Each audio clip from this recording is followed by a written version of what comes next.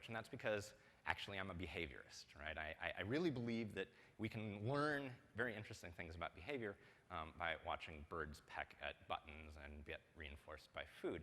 All I'm interested in is sort of a functional relationship between these inputs and outputs. So I define vocabulary as sort of all the types of things that you can say about something. And too frequently, I think that, we really focus on entities, right? We say, oh, there's Bono.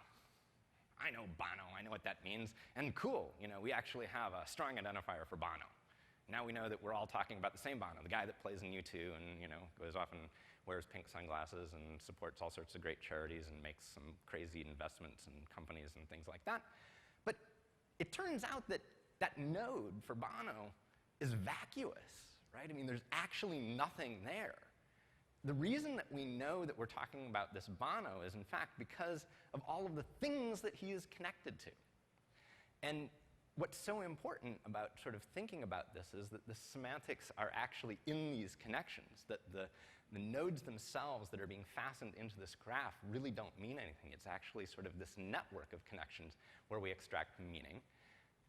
You start to realize that, in fact, sort of the links that we create, the names for these things, the way we actually think the world is held together becomes very, very important. And so this is sort of the story that I would like to play through, is actually talking about the construction of vocabulary.